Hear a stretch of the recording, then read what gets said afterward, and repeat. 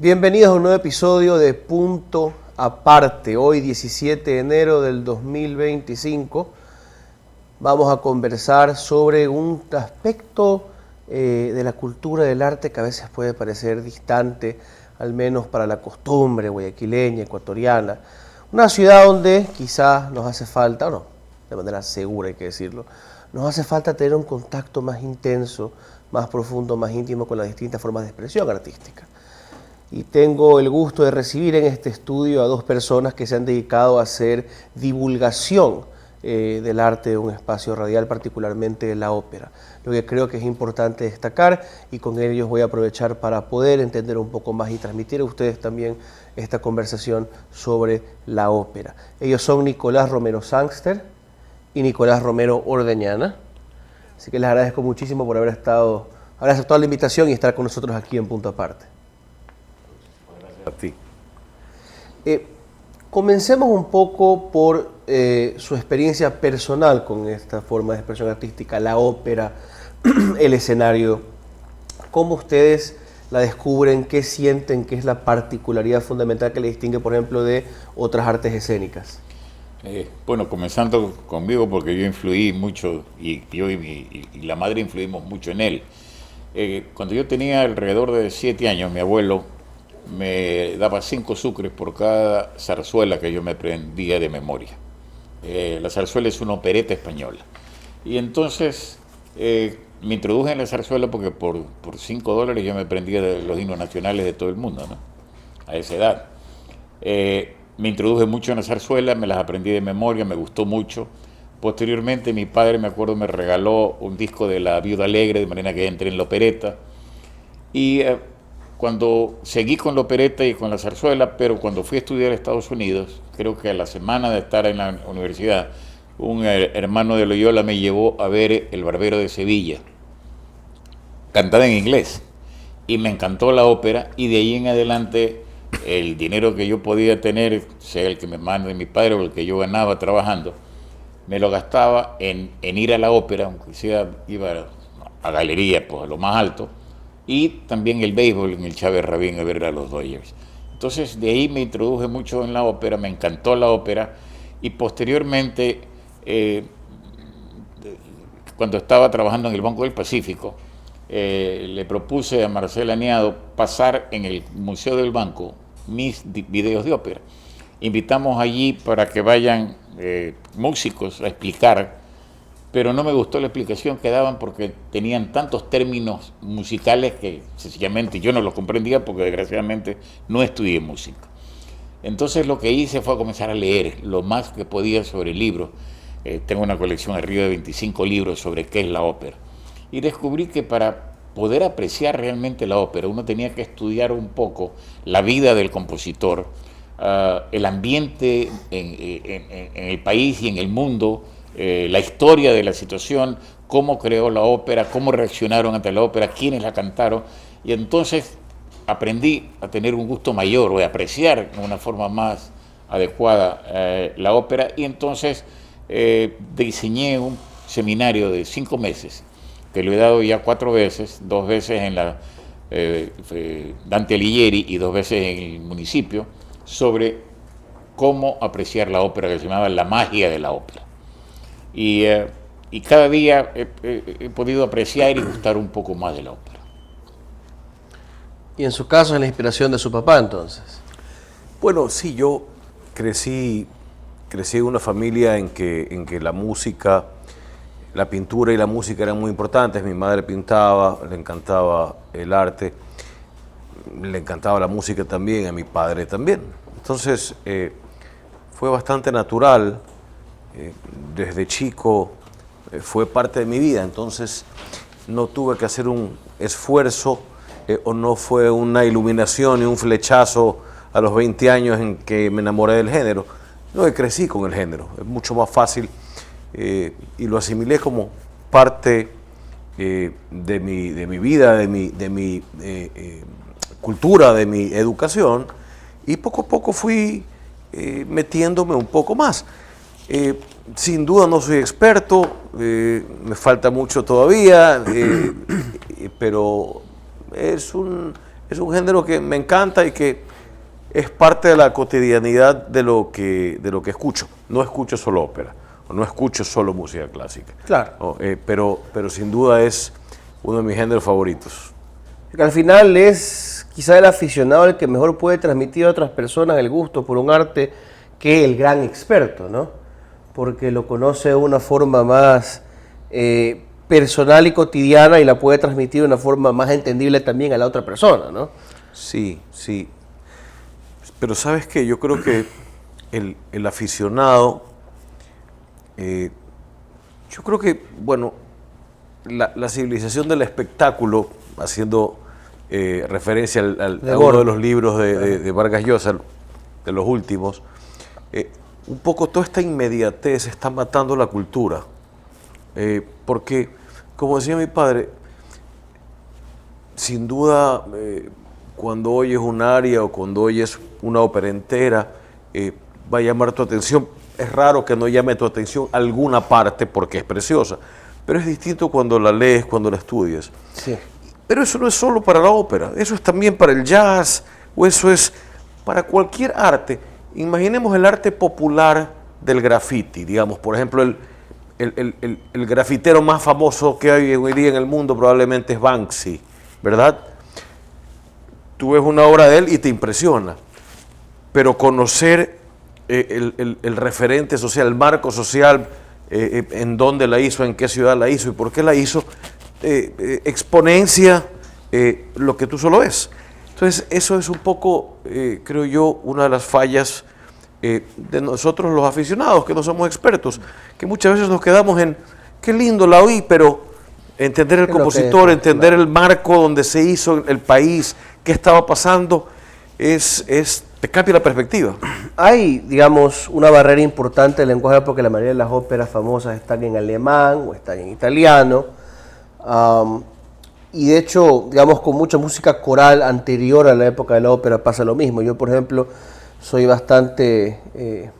aficionado, me gusta bastante Bach, por ejemplo, ¿no? Y la Pasión según San Juan. O sea, sé que es la Pasión, pero no puedo entender lo que dicen quienes cantan, ¿no? Y no es hasta que uno va leyendo un poquito la traducción del coral, la parte coral, que va entendiendo también cómo interactúa con la música, que uno de hecho ya la siente, sin haber entendido el alemán uno ya siente cómo va siguiendo paso a paso las escenas de la Pasión. Y yo creo que leí a alguien decía alguna vez que el mejor teólogo que tiene el protestantismo es Johann Sebastian Bach. Pero yendo hacia la ópera, claro, es el contexto. Wagner, por ejemplo, es un momento de romanticismo y nacionalismo en Alemania, ¿no? La reivindicación de la esencia e identidad antigua de ellos. Yo siempre he sido muy parcial por, espero no masacrar el idioma, de Meistersinger von Nuremberg, ¿no? Los maestros cantantes de Nuremberg. Y claro, es una obra que también ensalza la identidad alemana y la virtud alemana. Muchas de las casas, entiendo, de la ópera europea, muchos de los primeros escenarios son promocionados por los gobernantes, por los reyes, por los estados, para construir una identidad nacional en esa época. Entonces, hay un contexto histórico pesado detrás. Verdi igual, contexto histórico atrás de Verdi igual que el de Wagner. Verdi fue identificado con el Risorgimento italiano y creo que contribuyó con su música tanto como Garibaldi, como Cavour a la unificación de Italia. Pero volviendo a lo que Nicolás explicaba, siempre me han preguntado, entonces, ¿tienes que estudiar para gustar la ópera? Y yo les digo que no, que la ópera se la puede apreciar. Si uno tiene sensibilidad, si uno es sensible al arte, obviamente que la va a apreciar. Pero yo pongo un ejemplo. A un joven le digo, mira, tú ves por la ventana pasar una mujer preciosa, linda, y la ves pasar todos los días, y todos los días te encanta esa mujer. Pero ¿qué pasa si bajas, conversas con ella, le preguntas un poco de su vida, le preguntas un poco por qué pasa por allí, qué es lo que está haciendo? La vas a conocer. Y entonces si la vas a conocer, ya no es solo la impresión de qué linda que es esta mujer, sino que la vas a apreciar por lo que ella es. Entonces eso es lo que hay que hacer con todas las artes. Una cosa es apreciar un cuadro, una cosa es apreciar una ópera, apreciar un bolero, y otra cosa es conocer un poquito cómo fue por qué fue escrita, quién la escribió, en qué momentos, qué inspiró. La sensibilidad entonces se la va ganando, ¿no? Se la va construyendo mediante una intima. Yo estoy de acuerdo con eso. Mi pregunta sería, ¿dónde? ¿Cuál es el momento inicial? ¿Debe ser en el hogar y contentarnos con eso? ¿O hay que quizá impulsar más la educación artística en las escuelas, por ejemplo? Bueno, ese es uno de los graves problemas. No hay, en las escuelas y en los colegios no hay una educación o una forma de introducir a los niños en un arte como ese, sea la música clásica, la ópera o la pintura o cualquiera de las artes. Y hay que considerar que son las artes las que han cambiado al mundo realmente. ¿Y qué es lo que nosotros recordamos de los griegos y de los romanos? Las artes realmente. Porque si vamos a grandes puentes y grandes... Bueno, las hormigas han construido grandes obras de arquitectura y de ingeniería, ¿no es cierto? También las abejas. Pero ese sentimiento del arte que nos llega de los romanos, porque la ópera comienza con los romanos realmente, y la música comienza, perdón, con los griegos, y realmente de ahí comienza a desarrollarse. No hay ni en el hogar, ni en el gobierno, ni en el Estado, ni en las escuelas una introducción al arte que yo creo que es básico para poder moldear el alma de los niños. Sabes que yo creo que incluso hay problemas mayores. Yo probablemente no es que solo no hay arte en la educación, es que hay desdén por el arte. Tengo alguno que otro amigo que quiero mucho, que hacen gala de su ignorancia. Y no quiero ser peyorativo, pero digamos, sí, hacen gala de su ignorancia. Si estás conversando con alguien y hablas del libro que leíste, ¡ah! ¡Libro! Yo no leo eso.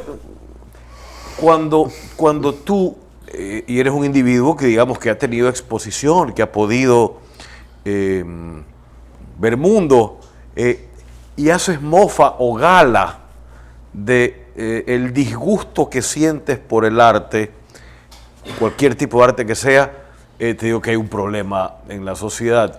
Y cuando no es uno o no es uno en 1000, sino que es un porcentaje un poco mayor, te digo, hay algún problema. El ecuatoriano no solo tiene un sentimiento neutro, sino que un gran porcentaje de la población tiene desdén por el arte.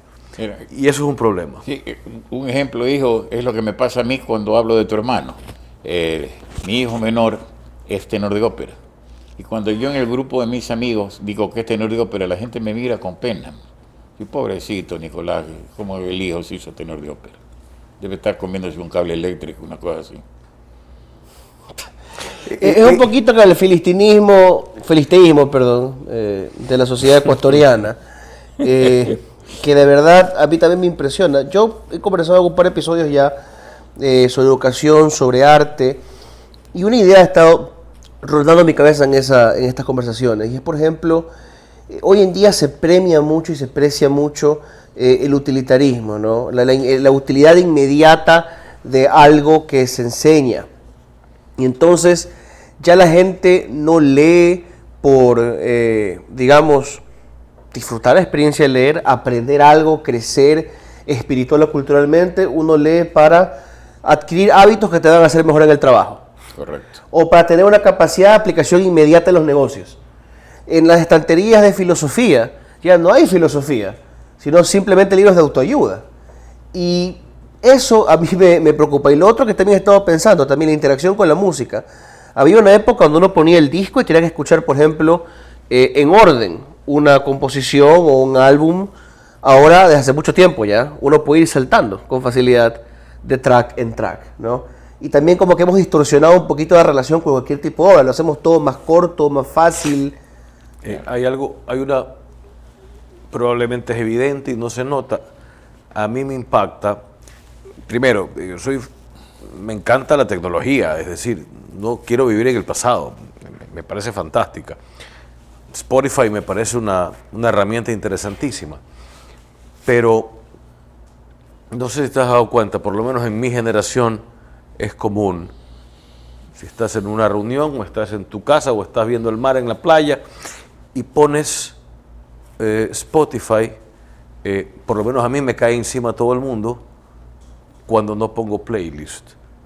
Quiero poner, no importa, cualquier género y cualquier autor, ¿verdad? Cualquier compositor. De corrido. Lo pongo porque quiero oírlo.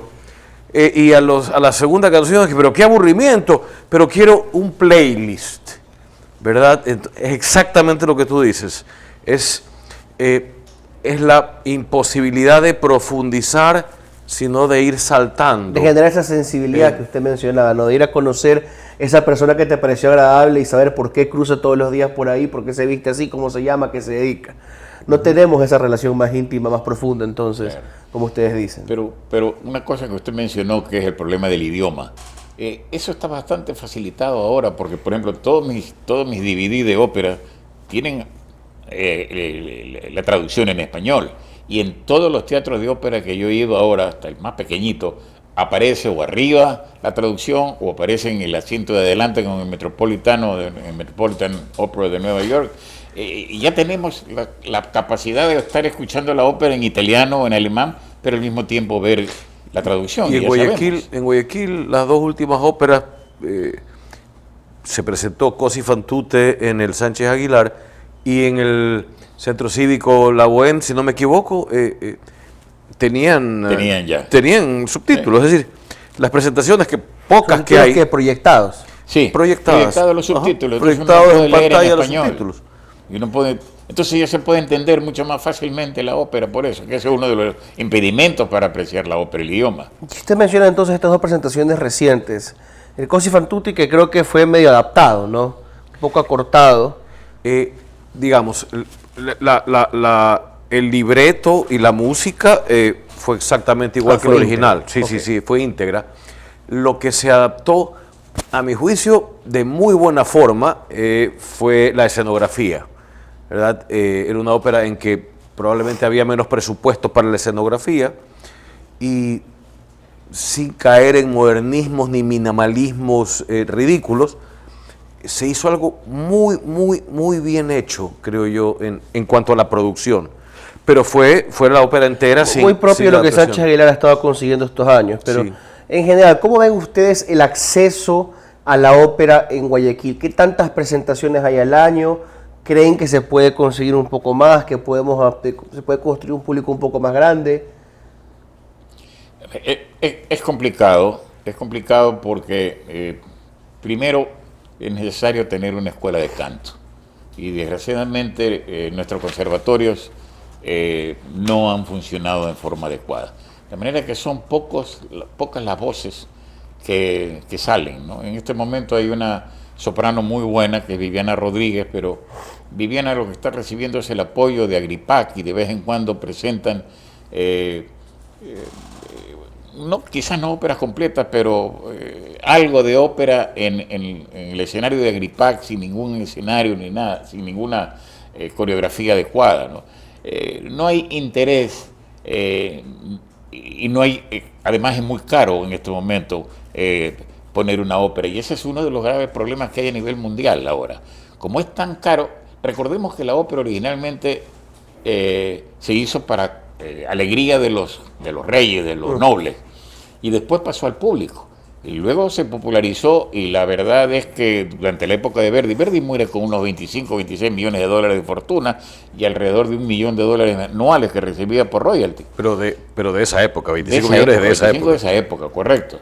Y ya como Puccini igual, muere con mucho dinero. El público era el que pagaba, y entonces, ¿qué pasa? Yo como compositor tengo que componer para el público, lo que le gusta al público, y tengo que estar midiendo qué es lo que le gusta al público. Ahora no ocurre eso.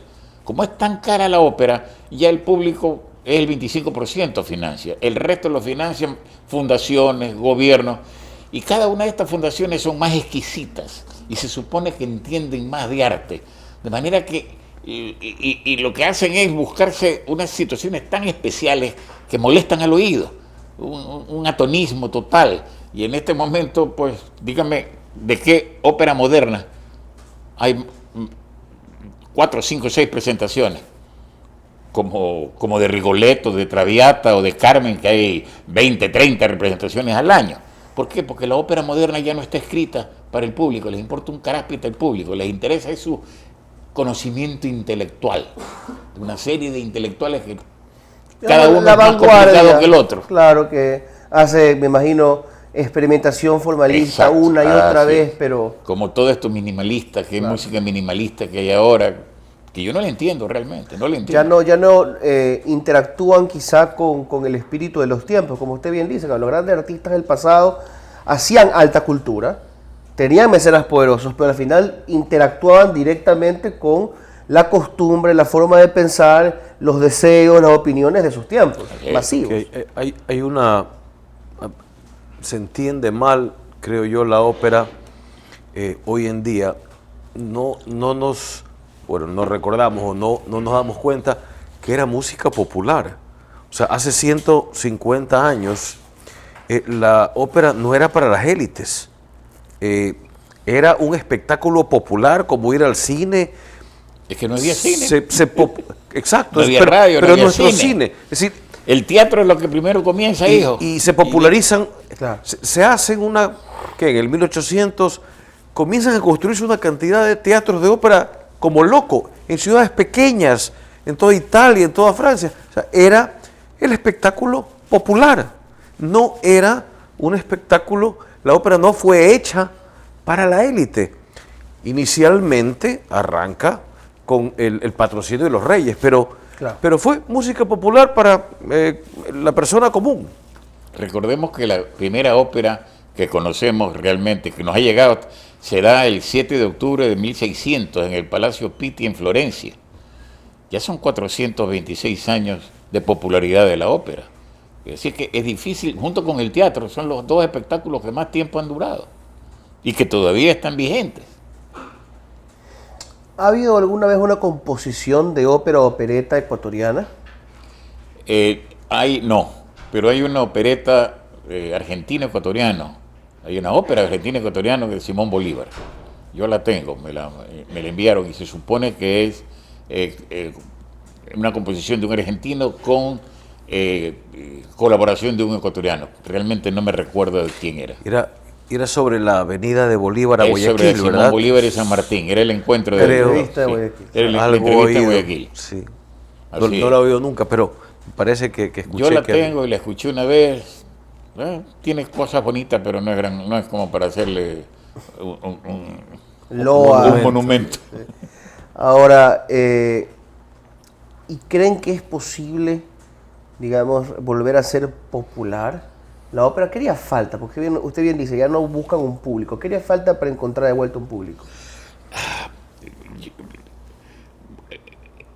Guayaquil era muy conocido por el amor a la zarzuela. En los teatros 9 de octubre. En los primeros teatros, bueno, eso es ya en la edad tuya. En el 9 de octubre vimos a Faustino García con toda su compañía de Don Pablo, el barítono Don Pablo, que el hijo acabo de ver que está en Lima, porque la compañía se fue a Lima, y me escribí con él porque me encantaba la voz de Don Pablo como barítono del padre. Él es tenor, el chico. Bermúdez, un tenor que era extraordinario.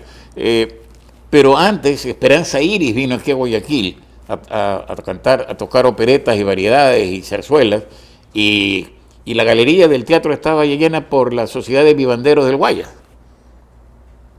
Entonces, en esa época, hasta el pueblo era el que cantaba las arias de zarzuela.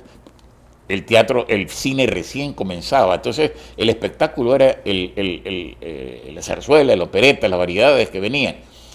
Pero yo no sé qué se podría hacer ahora, porque realmente es algo que hay que analizarlo. Pero a mí sí me parece que hay una buena oportunidad.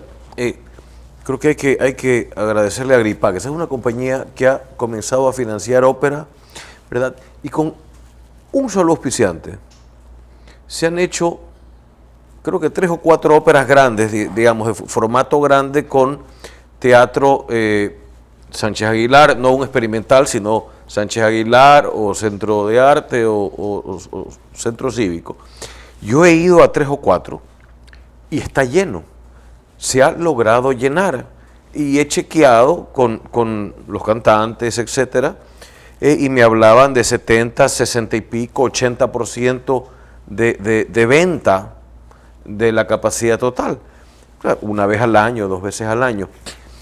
Si eso ocurre, claro, fue muy promocionado, el teatro se puso a trabajar en ello, pero es pura iniciativa privada y de alguno que otro héroe cantante, digamos, o heroína, porque en efecto pues no tiene un conservatorio atrás. Pero con poca iniciativa privada se logra esto. ¿Qué sería si tuvieras iniciativa pública? O alcaldía o gobierno apoyando y empujándolo. Cuando en el Banco del Pacífico comencé a presentar las óperas en video, Marcela Niado me dijo, sabes que vas a fracasar. La primera ópera yo tenía 120 personas, a tal extremo que tuvimos que cambiar, y ya Marcela se entusiasmó, y presentamos las siguientes óperas en video en el Teatro Centro Férez Cordero, sí, ahí las presentamos, porque ya realmente venía demasiada gente. Mira que sí hay interés, pero por ejemplo, esa es una forma de comenzar.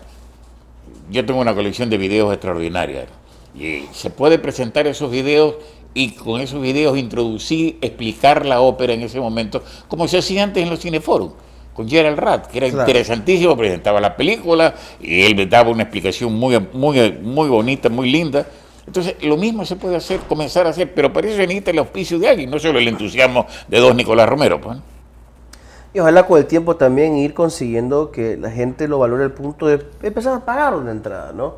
Porque, por ejemplo, mucho de lo que se ve en el Centro de Arte con la orquesta local, ¿no? del municipio, son presentaciones tanto de compositores ecuatorianos como el maestro Guevara, como de extranjeros. Hace poco vino un violinista norteamericano, y esto es por el aporte de Fundación Garza Roja y el municipio de Guayaquil. Pues son gratis. Y a veces cuando yo hablo con los que están detrás de la organización me dicen, yo me temo que si empiezo a cobrar si sea $5, ya la gente no viene.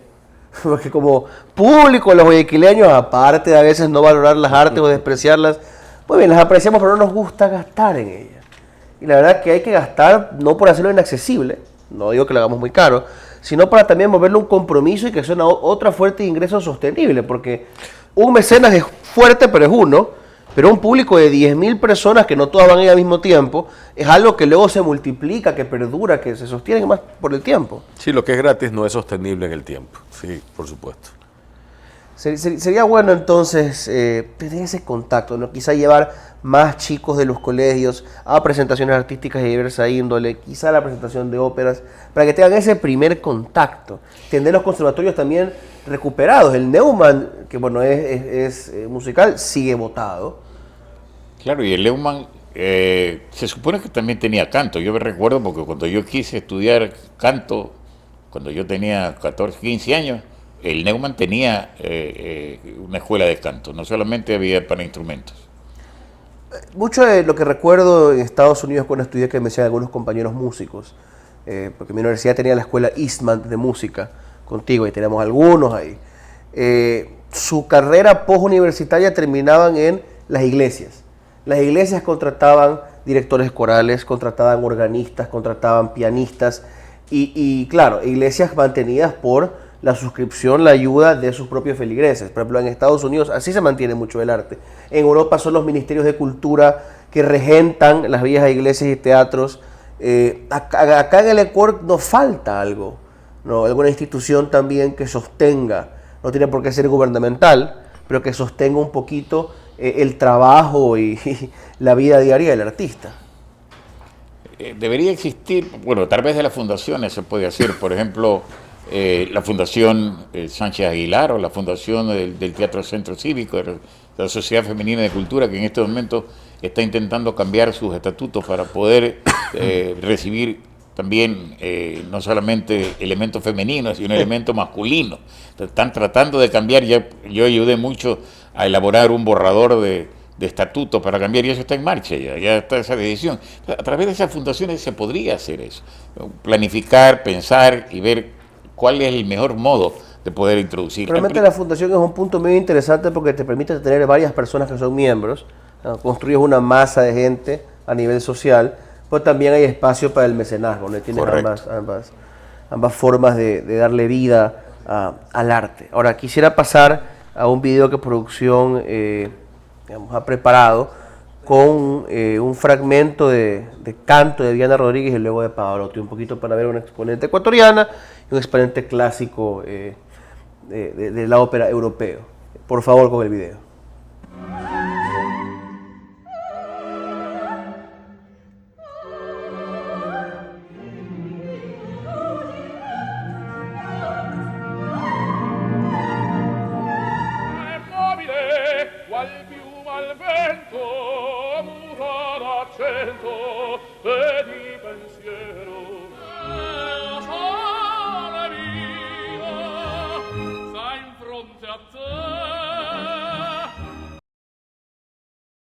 No sé si ahora que veo por ti recuerdo, con, no me acuerdo en qué presentación pública fue, si fue algo olímpico. Cuando hubo un acto cantan esta escena de Turandot, ¿no? La que termina en el Vincheró, ¿no? Que al final de la noche no me van a encontrar, Nessun Dorma. Nessun Dorma, ajá. Y recuerdo también, eso sí, las Olimpiadas de Barcelona también hubo una presentación de él. Quizás esas fueron las, digamos, presentaciones que para el público en general son de mayor recordación de lo que fue Pavarotti, ¿no? Bueno, es que los tres tenores es los que más han ayudado a difundir la ópera con ese show de los tres tenores. Y hay algo interesante, ellos no pensaron al principio en carreras. El que ellos eligieron fue Alfredo Kraus, que es un cantante canario, español, pero él dijo, perdónenme señor, pero yo ese espectáculo de circo no voy. Es demasiado purista, era un tenor extraordinario, pero él era bastante antipático, pero extraordinario de primera. Y entonces eligieron a Carrera. Y el trabajo que hicieron ellos realmente en varias presentaciones fue difundir la ópera. Si la gente ahora conoce Nessun Dorma es por la interpretación en los Juegos Olímpicos y después en los Mundiales y después en Japón. Y entonces ya se habla un poquito de ópera. Entonces ese tipo de cosas son las que habría que tratar de empujar aquí en Guayaquil. Como digo, a través de fundaciones quizás. Un poquito también para ir encontrando la conclusión de esta conversación, quisiera regresar al origen, ¿no? Para algunos la ópera empieza, a menos las primeras presentaciones, ¿no? Y en eso creo que compartado con el teatro de la época, tanto clásica como de moderna temprana. Tiene libretos mucho inspirados en las intrigas del momento. Chismes, rumores, chistes, leyendas, más bien que son leyendas hoy para nosotros, pero que en ese momento eran vigentes, eran muy vigentes para el público que las escuchaba. ¿Eso es cierto? ¿Eso es capaz de recuperarlo, digamos, en la composición de los libretos actuales? En las óperas que se hagan ahora, dice usted. Sí, digamos, sería tal vez conveniente para acercarlo al público, ¿no? Empezar a buscar, digamos, responder también a esa conversación social, como se le hacía en una época.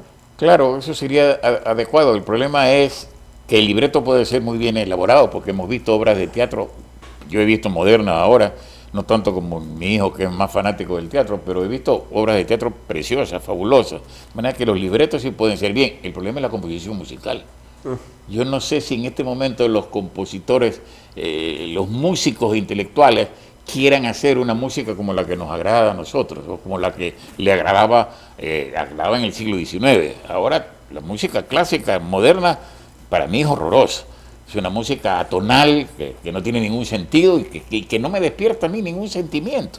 Entonces por ahí va el problema. No creo que sea por el libreto, porque yo creo que los libretos ahora podrían ser muchísimo mejores. Eso pasó, por ejemplo, también lo mencioné en otro episodio acá, en la reinauguración de la Catedral de Notre Dame. Tocó un organista que hizo improvisaciones. Las improvisaciones que hacen los franceses en órgano hace 100 años son atonales, extrañas para el oído. A mí sí me gustan, pero yo entiendo porque hay alguien que quizás no está muy involucrado, no conoce mucho o no le gusta mucho el trabajo de los organistas, o lo que hace Arvo Pärt, por ejemplo, el finlandés, le puede parecer horroroso, pues, ¿no? No es el órgano que uno está acostumbrado a la misa de Navidad en el Vaticano. Entonces, una misa, digamos, romana. La cuestión es eso, ¿no? Que a veces está bien que se haga eso, ¿no? No todo tiene que ser para el público en general, pero casi que hay una especie de desconexión con ese público en general. Hace poco, cuando fue la pandemia, me acuerdo, hace poco, fue en el 2020, todavía se siente tan lejano y tan cercano a la vez, no entiendo.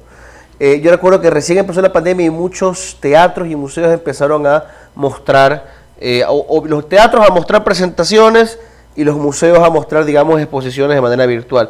Y una presentación que quizá pudo haber sido el Met de Nueva York, que pusieron con acceso público, fue Nixon en China, por ejemplo. ¿Ya? Que en su momento, digamos, hablaba una historia que todavía para el norteamericano va a ser bastante entendible, ¿no? De el primer presidente que abre a la China comunista, a Occidente, digamos, que habla de la paranoia de Nixon, de temas, digamos, que para cualquier norteamericano con un poquito de educación política o memoria de lo que fue esa época, le va a ser accesible. ¿Pero era una obra o una exposición al respecto? No, era una ópera. Era una ópera. Ópera, Nixon in China.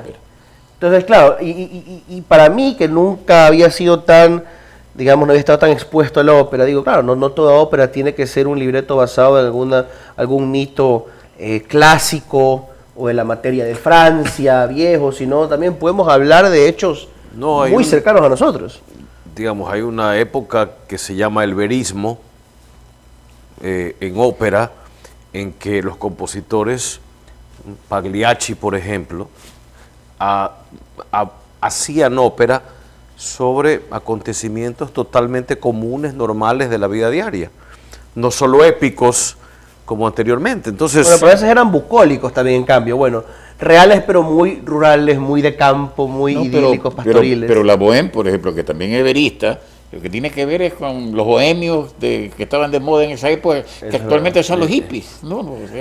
Podríamos hacer entonces algún día una ópera sobre los hippies o los yuppies. Claro, porque los bohemios eran eso, los hippies modernos. Hay una aquí en Guayaquil. O sea, debería haber, digamos, teatro y ópera, digamos, hablándonos de estos personajes. Quizá en Nueva York hablándonos de los, ya no hipsters, ¿no? Pero estos jóvenes intelectualoides 20 años de Brooklyn. Si fuera en Guayaquil, hablar un poquito de los chicos también, de los ceibos. Sin duda, sí. Pero yo creo que uno de los retos que tenemos es que la ópera esté en la agenda de la ciudad. Y no solo ópera, probablemente hay 5 o 6 temas importantísimos a nivel cultura que deberíamos incorporarlos a la agenda de la ciudad. Incorporarlos me refiero a discutirlos, ver cómo se los hace crecer. Pero volviendo un poco a Nixon en China, ¿cuál es el problema de Nixon en China? El libreto interesantísimo, o sea, muy de moda, muy actual. ¿Y la música? ¿Cuántas veces se ha vuelto a repetir Nixon en China y se ha presentado en el Metropolitano de Nueva York? Si son 3 veces es mucho. Es mucho. Si son 3 veces es mucho. El problema es la música. Yo creo que en este momento estamos nuestros poetas están en capacidad de escribir libretos extraordinarios, porque tenemos mucho más posibilidades y facilidades que las que tenían esos pobres individuos que tenían que escribirlo con plumas, ¿no? ¿Sabe qué? Y ahora que lo pienso, ¿por qué el éxito otra vez de los musicales que han revivido estos últimos años? Porque tienen canciones memorables. Claro, por supuesto. Y la ópera solía tener canciones memorables. La sigue eso, ahora ya no hay. En este momento escuchamos Nessun Dorma, escuchamos el brindis de la Traviata, de manera que la Donna Mobile era la canción de moda en los bares de la ciudad, la calle. Como fue el debut, la premier fue en Venecia, en la Fenice, y al día siguiente ya la cantaban los gondoleros, al día siguiente la cantaban todos los gondoleros en Venecia. Entonces eso no hay esa música linda, agradable, que nos guste, que puede ser a modo de bolero, puede ser a modo de tango. El factotum de la ciudad, esa es del Barbero de Sevilla. El Barbero de Sevilla, ajá. Claro, el Barbero de Sevilla. Música linda. Mozart compuso las bodas de Fígaro, compuso así como Così fan tutte. Que hay una, digamos, versión ficticia, embellecida del episodio en que convence al emperador alemán, ¿no? Austriaco, de financiar la obra en la película biográfica, claro, Amadeus. Horrorosa la película. ¿No le gustó a usted? No me gustó para nada, porque lo sacan a Mozart como un idiota, y Mozart no era un idiota. Además es mentira que Salieri lo mató, todo lo contrario. Mozart admiraba a Salieri. Salieri era realmente un hombre importante y como anécdota, antes de morir, Mozart invitó a Salieri y a su amante, Caterina Valente, que era una soprano, a ver, su ópera, Dios mío, no me acuerdo de la ópera en este momento. ¿Cómo se llama la ópera? El Sinti, el alemán, La flauta mágica. Llegó a veces... y Salieri salió encantado, maravillado, y le dijo que tenía que recomendar que los reyes la escuchen. De manera que todas esas cosas no me gustaron de la película. Está muy bien hecha. Muy bien entretenida, hecha. pero no tiene mucha historia. Que no está basada realmente en la historia, sino en, digamos, obras que se hicieron sobre la supuesta rivalidad inventada entre Salieri y Mozart. Claro, Digamos, ya hay una distancia. Eso comienza en Rusia, en Pushkin. Era Pushkin, exacto. Pushkin se inventa eso de la vendetta y entonces Rimsky-Korsakov hace una ópera que se llamaba La Vendetta. De ahí nace todo el problema. Pero es cuento, él adoraba, él quería mucho y lo admiraba a Salieri. Lo que pasa es que Salieri vivió como 85 años y entonces él vio que la música de Mozart sobresalía y la música de él se opacaba. Entonces él comenzó a sentir celos. Y entre sus alumnos, uno de los hijos de Mozart fue alumno de él. Entre sus alumnos hubo un ruso, que oyó estas expresiones que él tenía en contra de Mozart y Alexander Pushkin las puso en el libro. He escuchado también que Sir Anthony Hopkins hace poco compuso o participó en la producción de una ópera moderna. La escribió. El libreto. ¿Ah, sí? Sí. No lo sabía. Sí. En producción, de hecho, me estaban haciendo acuerdo de eso. Todavía creo que hay, digamos, esos espacios, ¿no? Lo que falta es popularizarlo, hacerlo no tan experimental o formalista, sino bello.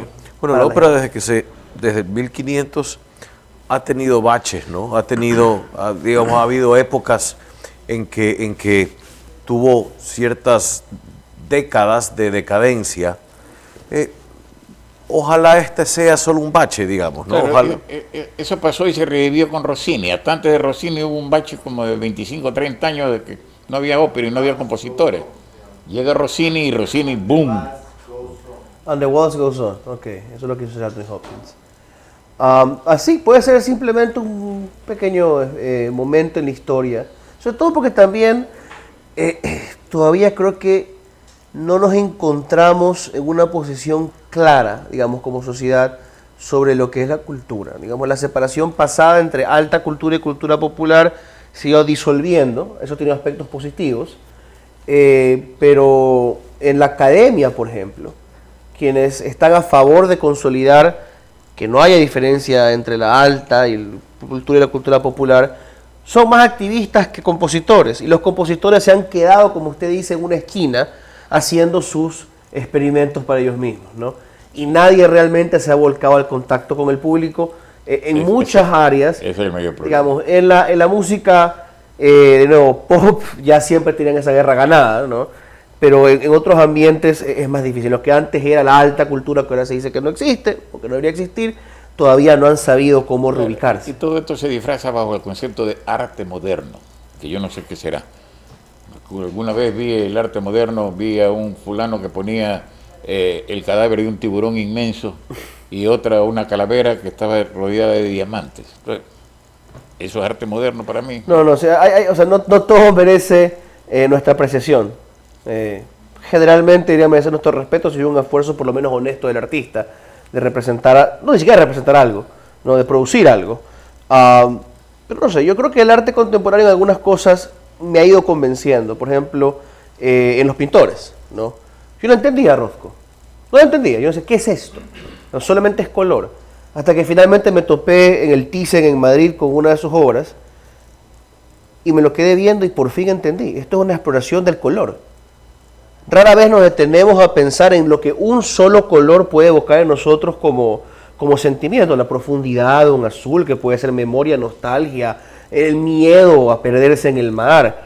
A veces el arte moderno te va conquistando, ¿no? A veces. Lo importante es que se encauce y que no permanezca en los extremos. ¿A qué me refiero? La tonalidad no es mala. De hecho, no es algo moderno, por lo menos tiene 100 y pico de años en que se comienza a explorar. Pero de ahí a que no haya ninguna... Y obras atonales pueden ser preciosas, Glass tiene algunas, pero de ahí a que no haya ninguna coherencia musical es otra cosa. Entonces, que se rompan las estructuras clásicas del arte, en pintura, por ejemplo, bueno, el expresionismo, antes el impresionismo, etcétera, rompieron las estructuras del realismo, digamos. Entonces, no está mal, pero eso se tiene que encauzar en una corriente y los extremos pues se van encauzando y generan un cambio. Yo creo que estamos en ese proceso de cambio porque todavía a mí me parece que, bueno, es muy subjetivo, se ven muchas ridiculeces. Hay cosas espectaculares, sin duda. Pues estoy seguro que también en la época que nosotros hemos vuelto clásica para nosotros, había también un montón de cretinos que simplemente hemos olvidado, ¿no? Y mucho de lo que era escandaloso y vergonzoso en una época, ahora es venerado como canónico, fundamental, ¿no? Un ejemplo de eso en la arquitectura es la Torre Eiffel. El pueblo de París estaba horrorizado, esa bestia de metal en medio de la ciudad más bella del mundo. Digamos, la obra de reyes y emperadores y sus arquitectos, y ahora son los grandes defensores de la torre. Y lo mismo pasó en la ópera cuando Bizet, el pobre Bizet, presentó Carmen. Fue un escándalo. ¿Cómo puede ser que presentan a esta prostituta aquí y que además al último la maten? Fue un escándalo. Pero ahora, ¿qué es lo que los modernos están analizando de Carmen? Que fue la primera ópera en la cual el movimiento feminista tuvo su reivindicación. Porque esta mujer adoraba su libertad y estaba por encima de los demás hombres. Es así, pero en esa época fue un escándalo. Es cierto, sí. No debemos dejarnos engañar por la perspectiva histórica a veces con la que comenzamos a tener relación con las artes. Y debemos sacar también de los parnasos, digamos, a los géneros, a las expresiones artísticas que nosotros defendemos y llevarlas de vuelta a nuestro tiempo. Sí, solo hay algo que no creo que cambie mientras el mundo sea mundo, y es los bienes valiosos son escasos. La escasez es parte de la vida misma.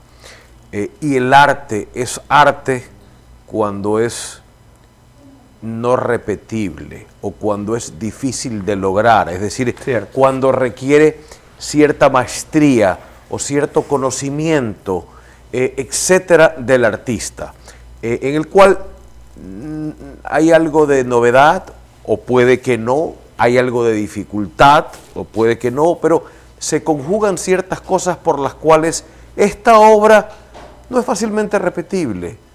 Eso es arte. Y yo creo que ese parámetro debemos guardarlo.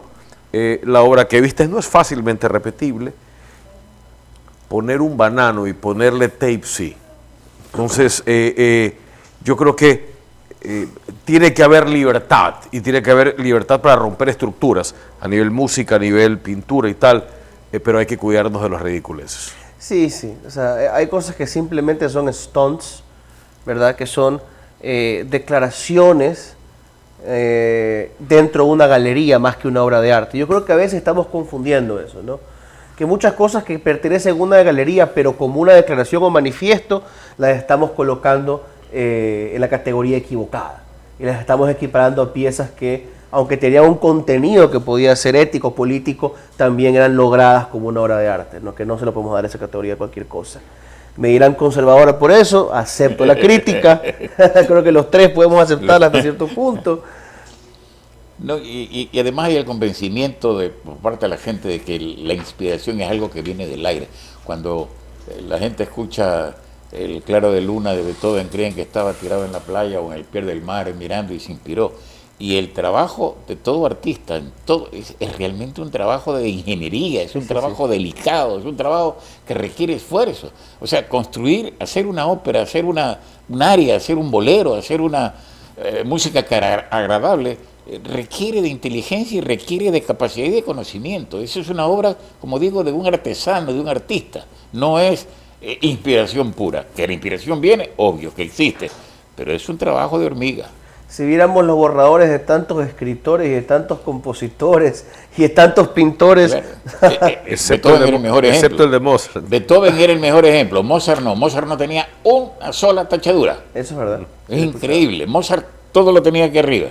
Y una de las cosas más lindas de Mozart es cuando tiene un concurso con Clementi para tocar piano, para improvisar.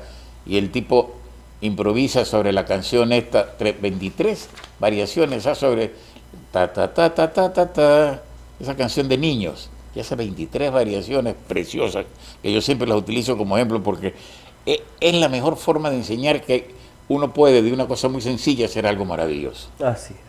Con ese mensaje me quiero quedar para nuestra conclusión, como para mensaje final de este programa, de este episodio. Les agradezco mucho por haberme acompañado y habernos acompañado también a nuestra audiencia en Punto Aparte. Un muy buen día para ustedes y de mi parte, ánimo, sigan adelante. Gracias por también tener su trinchera en la defensa y la popularización de vuelta de la cultura en Guayaquil. Gracias. Muchísimas gracias. También, bueno, después de este corte vamos a tener un recorrido por las efemérides del día, como en todos los programas. No tenemos corte, me dice producción. Aprovechemos entonces. Si ustedes quieren, hacemos esta parte final del programa breve con su compañía. Sí, claro, encantado, encantado. Más bien entonces lo que me das oportunidad para decirle a nuestros amigos, a todos los que nos están viendo, que estamos todos los domingos en Radio City, en Hablemos de Ópera, así se llama el programa, en canal en 10 de la mañana. Así 89.3. Sí, así que Radio City, para los que quieren compartir este género o quieren aprender algo de este género que es espectacular. Ahí está, ya han ganado un oyente más, por lo menos en mí. 17 de enero de 1920. Hoy, en 1920, entra en vigor la ley Volstead, que implementó la ley seca en los Estados Unidos. Esto permitió a gángsteres como Al Capone generar grandes ganancias a través del contrabando de alcohol. Para ocultar su dinero ilícito, usaron negocios legales como lavanderías, popularizando el concepto de lavado de dinero. Por aquí un excontralor también tiene una tintorería en Miami. Y fortaleciendo el crimen organizado, ¿no? A veces la realidad se repite. Y de hecho, bueno, esta época fue súper también interesante. Hasta ahora es evocada mucha en el arte, sobre todo en el cine, ¿no? Los Roaring Twenties, la época de las mafias en Estados Unidos. Yo creo que el que más se ha centrado en eso ha sido Scorsese. Y Ford Coppola en su momento, como olvidar las películas del Padrino. El 17 de enero de 1889 murió Juan Montalvo en París, nacido en Ambato en 1832, uno de los tres Juanes. Fue un escritor ecuatoriano destacado por su obra Siete Tratados, donde criticó la tiranía de Gabriel García Moreno y la política del momento en Ecuador. Su estilo influenció la literatura ecuatoriana y latinoamericana, defendiendo la libertad y la democracia, ¿no? Autor de esa famosa sentencia, mi pluma lo mató. Creo que dijo también de él que era un monstruo que hasta el patíbulo infamara. No, eso lo dijo de otro presidente, pero no de García Moreno, lo dijo de... no me acuerdo, pero sí dijo monstruo que hasta el patíbulo infamara. A mí se me ocurren algunos que les aplica Se también. les aplica hasta este día, sí. Y Menéndez y Pelayo decía que Juan Montalvo era un nido de arcaísmos. En su escritura. En su escritura, recordemos que escribió el capítulo que se lo dieron a Cervantes. Que era parte también típica de la biblioteca escolar ecuatoriana, ¿no? Claro, así ya es. uno no encuentra. Cuando yo era chico lo estudié. Ahora Juan Montalvo tuve que estudiar y tuve que leerme 3 obras de él. El 17 de enero de 1962 nació Jim Carrey en Newmarket, Canadá. Actor y comediante, alcanzó fama con películas como Ace Ventura y The Mask. Y brilló en roles dramáticos como The Truman Show. Ganó Globos de Oro, también es artista visual y escritor, dejando un legado en el cine y el arte. Comediante que honestamente nunca ha sido de mis favoritos, pero que sí alcanzó bastante aceptación en su momento, ¿no? A mí de hecho no me gusta. Tampoco. Me gustan 2 películas, Truman Show, Sí. y me gusta otra que no recuerdo cómo se llama, en la que él olvida y comienza a olvidar. Sí, correcto. Que me Groundhog parece, Day, ¿no será? No me No, acuerdo ese es el otro nombre, actor. pero me es pareció muy bueno. extraordinaria, pero son las 2 únicas porque no me gusta. su Sí, estilo. tampoco su estilo de comedia. No, es un estilo Jerry Lewis, pero antipático. Muy bien, les agradezco mucho nuevamente por haber estado con nosotros. Nos toca despedirnos antes de ir a la agenda cultural, como todos los viernes, para saber qué hacer este fin de semana en Guayaquil y Quito. Les recordamos que nos pueden ver encontrar en distintas redes sociales, en Twitter e Instagram como Altavoz EQ, en TikTok y Facebook como Altavoz EC en mayúscula y en YouTube como Altavoz _EQ. Esperamos sus comentarios, sus suscripciones, sus likes, sus recomendaciones para tener más y más programas que les sirvan a ustedes, nuestra audiencia, para poder ir, digamos, explorando no solamente la coyuntura, sino la realidad de nuestra sociedad, más allá también de lo político como hoy hemos hecho, ¿no? La exploración, la discusión sobre el arte. Siempre es grato terminar así una semana. Un abrazo para todos.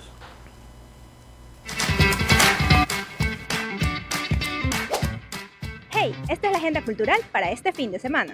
Este sábado 18 a las 3 de la tarde habrá visita guiada en el MAC para la muestra Susurros, el lenguaje del viento del artista Irina García.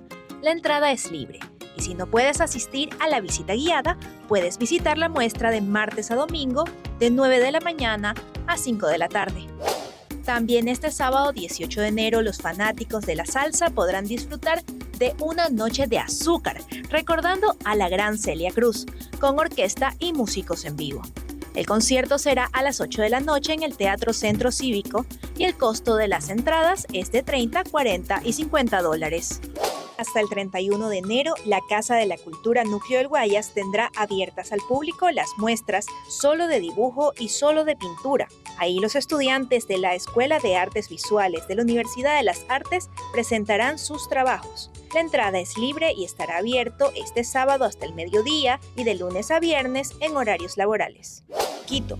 Para los más pequeños de la casa, este sábado 18 de enero, la Guaguateca de la Cinemateca Nacional proyectará la película Cuando Hitler robó el conejo rosa. La cita es a las 3 de la tarde y la entrada es libre. Y para los cinéfilos adultos, también en la Cinemateca Nacional se exhibirá la película italiana Tournée del cineasta Gabriel Salvatores a las 5:30 de la tarde. La entrada también es libre.